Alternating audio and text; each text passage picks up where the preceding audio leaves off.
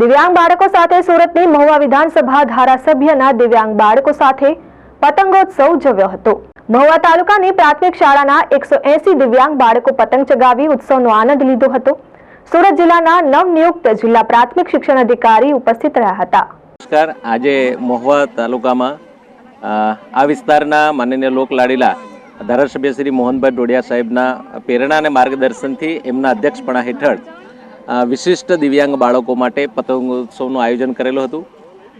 તાલુકા કક્ષાના પ્રમુખશ્રી, જિલ્લા પંચાયતના સદસ્યશ્રીઓ, તાલુકા પંચાયતના સદસ્યશ્રીઓ, સામાજિક અગ્રણીઓ અને મારો શિક્ષણ જગતના સૌ કર્મચારીઓ અને આઈડી વિભાગ સાથે જોડાયેલા બધા જ કર્મચારીઓ જોડાઈને આજે વિશિષ્ટ બાળકો, દિવ્યાંગ બાળકો માટેના પતંગોત્સવમાં ખૂબ આનંદભેર બાળકો ભાગ લઈ રહ્યા છે।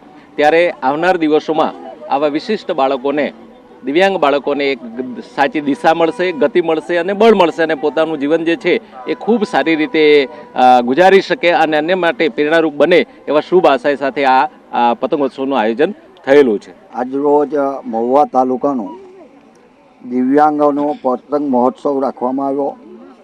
એમાં જિલ્લા પ્રાથમિક શિક્ષણ અધિકારી જયેશભાઈ પટેલ પણ હાજર રહ્યા, ચૂંટાયેલા પદાધિકારીઓ અને દિવ્યાંગ બાળકો અને એના વાલીઓ પણ સાથે જોડાઈને એક વાઇબ્રન્ટ ગુજરાત તરીકે પતંગ મહોત્સવનો એક ઉત્સવ ઉજવવાનો આજે ખૂબ સરસ તાલુકા શિક્ષણ વિભાગથી ગોઠવવામાં આવ્યો અને આજે આનંદભેર આજે અમે કાછલ વિજ્ઞાન કોલેજમાં, આર્ટ્સ અને કોમર્સ કોલેજમાં આ પ્રોગ્રામને અમે ઉજવીએ છીએ અને ખૂબ બધાના આનંદભેર બધા સાથે મળીને આ દિવ્યાંગોનો ઉત્સવ ઉજવતા અમને ખૂબ આનંદ થયો।